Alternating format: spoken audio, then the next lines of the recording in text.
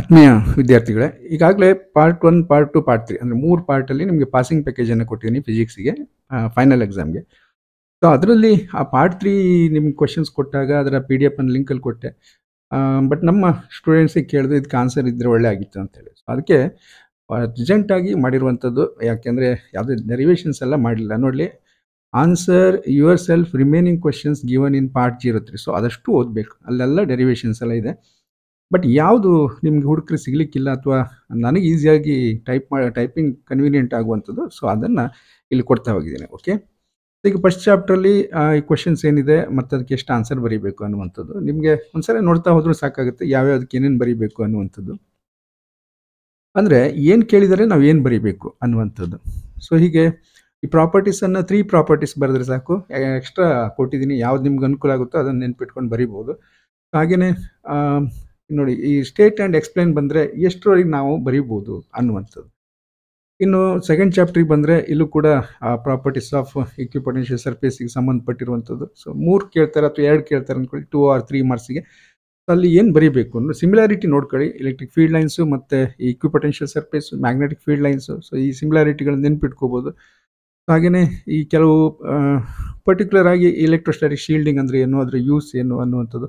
Polar non polar ಮೇಲೆ questions ತುಂಬ ಸಾರಿ ಬರುತ್ತೆ. ಸೊ ಇಲ್ಲಿ ಎರಡು ಏನು ಮತ್ತು ಅದಕ್ಕೊಂದು ಎಕ್ಸಾಂಪಲ್ ಕೊಡಿ ಅಂತ ನಾನು ಮಾಡಿದ್ದೀನಲ್ಲ, ಇದನ್ನು ಡಿಫ್ರೆನ್ಸ್ ಆಗಿಯೂ ನೀವು ಕೂಡ ಬರಿಬೋದು. ಅಂದರೆ right the difference between polar and non polar molecules ಅಂತ. ಸ್ವಲ್ಪ ಇಷ್ಟೆಲ್ಲ ಟೆಕ್ನಿಕ್ ಗ್ಯಾರಂಟಿ ನೀವು ಯೂಸ್ ಮಾಡ್ತೀರಿ, ಯಾಕೆಂದರೆ ಇಷ್ಟು 12ನೇ ವರ್ಷದಲ್ಲಿ ಸ್ಕೂಲಲ್ಲಿದ್ದೀರಿ. ಇವೆಲ್ಲ ಗೊತ್ತಾಗುತ್ತೆ ಅನ್ಕೋತೀನಿ.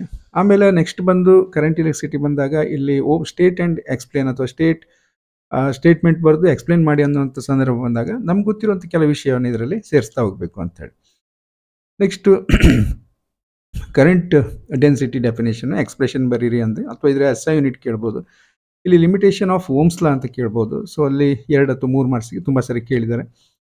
ಕ್ರಿಚಾಫ್ಸ್ ಲಾಗಳನ್ನು 2 ಲಾಗಳನ್ನು ಕೇಳ್ಬೋದು, ಅಥವಾ ಒಂದೇ ಲಾನ ಕೇಳಿ ಎಕ್ಸ್ಪ್ಲೇನ್ ಅಂತ ಹೇಳಿದಾಗ ಸೊ ಸ್ವಲ್ಪ ನಾವು ನೋಡಿ, ಫಸ್ಟ್ ಲಾ ಅಂದರೆ ಸಿಗ್ಮಾ I = 0 ಈ ರೀತಿ ಮಾಡ್ತಾ ಹೋಗಬೇಕು ಅನ್ನುವಂಥದ್ದು. ಸೊ ಈಗ ಮೂವಿಂಗ್ ಚಾರ್ಜಸ್ ಆ್ಯಂಡ್ ಮ್ಯಾಗ್ನೆಟಿಸಮ್ಗೆ ಬಂದರೆ ಸೊ ಇಲ್ಲೂ ಕೂಡ ನಿಮಗೆ ಲಾರೆಂಜ್ ಫೋರ್ಸಿನ ಎಕ್ಸ್ಪ್ರೆಷನು ಅವೆಲ್ಲ ಏನೇನು ಅಂತ ಬರೀರಿ, ಟರ್ಮ್ಸನ್ನು ಎಕ್ಸ್ಪ್ಲೇನ್ ಮಾಡಿ ಅಂತಲೂ ಹೇಳ್ತಾ ಇರ್ಬೋದು.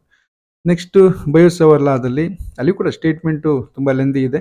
ಇದು ಕೂಡ 2 ಮಾರ್ಕ್ಸಿಗೆ ಅಥವಾ ವಿತ್ ಎಕ್ಸ್ಪ್ರೆಷನ್ 3 ಮಾರ್ಕ್ಸಿಗೆ ಹೀಗೂ ಕೇಳುವಂಥ ಕ್ವಶನ್ಸ್ ಉಂಟು ಇದರಲ್ಲಿ.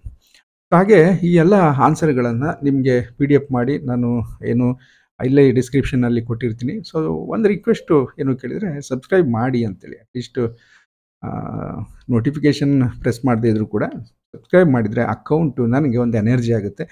ನಾನೇನೋ ನನ್ನ ಚಾನಲ್ ಬಗ್ಗೆ ಮಾತಾಡುವಾಗ ಇಷ್ಟು ಜನ ನನ್ನ ಸಪೋರ್ಟಿಗಿದ್ದಾರೆ ಅಂತ ನನಗನ್ಸುತ್ತೆ. ಸೊ ಅದಕ್ಕೆ kindly subscribe the channel. Okay, so remaining magnetism and ಮ್ಯಾಟರಲ್ಲಿ ಪ್ರಾಪರ್ಟೀಸು ಅಥವಾ ಡಿಫ್ರೆನ್ಸು ಯಾವುದು ಫೆರೋ, ಪೆರಾ, ಡಯ ಇವುಗಳ ಡಿಫ್ರೆನ್ಸ್ಗಳನ್ನು ಕೂಡ ಮಾಡ್ತಾ ಹೋಗ್ಬೋದು.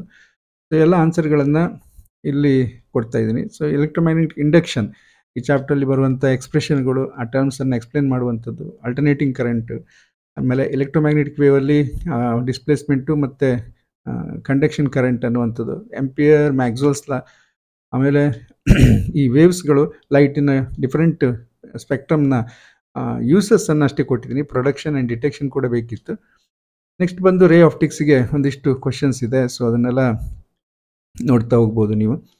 ಇದಾದಮೇಲೆ ವೇವ್ ಆಪ್ಟಿಕ್ಸಲ್ಲಿ ಪರ್ಟಿಕ್ಯುಲರ್ ಕ್ವಶನ್ಸ್ ಅಂದರೆ ಯಾವ ರೀತಿ ಕೇಳ್ಬೋದು. ಸೊ ಪಾತ್ ಡಿಫರೆನ್ಸ್ ಅಥವಾ ಫೇಸ್ ಡಿಫರೆನ್ಸ್, ಕಂಡೀಷನ್ ನೋಡಿ. ಈ ಇಂಟರ್ಫರೆನ್ಸ್ ಮತ್ತು ಡಿಫ್ರಾಕ್ಷನ್ ಅಂದರೆ ಡಿಫರೆನ್ಸನ್ನು ಮೊದಲೆಲ್ಲ 5 ಮಾರ್ಕ್ಸಿಗೂ ಕೇಳ್ತಾ ಇದ್ರು. ಸೊ ಇಷ್ಟು ಡಿಫರೆನ್ಸ್ಗಳನ್ನು ಬರೀಬೋದು, ಇನ್ನೂ ಹೆಚ್ಚು ಬರೀಬೋದು. ಬಟ್ ಅಟ್ಲೀಸ್ಟ್ ಇದು 3 ಮಾರ್ಕ್ಸಿಗೆ ಕೇಳ್ಬೋದು, ಯಾಕೆಂದರೆ ಸ್ಪ್ಲಿಟ್ ಕ್ವಶನ್ಸು ವೇವ್ ಆಪ್ಟಿಕ್ಸಲ್ಲಿ ಬರುತ್ತೆ ಅನ್ನೋದು ಒಂದು ಗೆಸ್ ಇದೆ.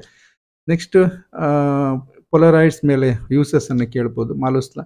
ಆಟಮ್ ಚಾಪ್ಟ್ರಿಗೆ ಬಂದಾಗ ಅಬ್ಸರ್ವೇಷನ್ ಮೇಡ್ ಬೈ ರುದರ್ಫೋರ್ಡ್ ಅಂತೇಳಿ, ಅಥವಾ conclusion made from alpha scattering. So ಇವನ್ನೆಲ್ಲ ಕಣ್ಣಾಡಿಸ್ಕೊಂಡು ನೋಡ್ಕೊಂಡು ಹೋದರೆ ಎಕ್ಸಾಮಲ್ಲಿ ಆರಾಮಾಗಿ ಬರೀಬೋದು. ಇದು ಇಂಪಾರ್ಟೆಂಟು, 3 ಪಾಸ್ಟ್ಯುಲೇಟ್ಸ್ ಅನ್ನುವಂಥದ್ದು. So next nuclei, what are the isotopes ಅನ್ನುವಂಥದ್ದು, ಐಸೋಬಾರ್ಸ್ ಇರ್ಬೋದು. ಇವೆಲ್ಲ ಕಲ್ತಿರುವಂಥದ್ದೇ, ಕೆಮಿಸ್ಟ್ರಿಲೂ ಬಂದಿರುತ್ತೆ, ಹೈಸ್ಕೂಲಲ್ಲೂ ಕಲ್ತಿದ್ರಿ. ಹಾಗಾಗಿ ಇದನ್ನಷ್ಟು ನೋಡ್ಕೊಂಡು ಹೋದರೆ ನೀವು ಕರೆಕ್ಟಾಗಿ ಆನ್ಸರ್ ಮಾಡ್ಕೊಂಡು ಬರ್ಬೋದು ಅಂತೇಳಿ. ಓಕೆ, ನೆಕ್ಸ್ಟು ಇನ್ನು ಪ್ರಾಬ್ಲಮ್ಸ್ ಬಗ್ಗೆ ಕೇಳ್ತಾ ಇದ್ರಿ ನೋಡಿ. ಆ ಥರ ಏನಾದರೂ ಅಗತ್ಯ ಇದ್ದರೆ ಖಂಡಿತ ಮಾಡೋಣ. ಸೊ ಈ ಒಂದು ನೋಟ್ಸನ್ನು ನಿಮಗೆ PDF ಫಾರ್ಮಲ್ಲಿ ಡಿಸ್ಕ್ರಿಪ್ಷನಲ್ಲಿ ಲಿಂಕ್ ಕೊಟ್ಟಿದ್ದೀನಿ, ಡೌನ್ಲೋಡ್ ಮಾಡ್ಕೊಳ್ಳಿ. ಇಷ್ಟೇ ಅಲ್ಲ, ಉಳಿದ ಕ್ವಶನ್ಸಿಗೂ ಆನ್ಸರನ್ನು ಬುಕ್ಸಲ್ಲಿ, ನೋಟ್ಸಲ್ಲಿ ಮಾರ್ಕ್ ಮಾಡಿಕೊಂಡು ರೆಡಿ ಆಗಬೇಕು. Okay, so thank you.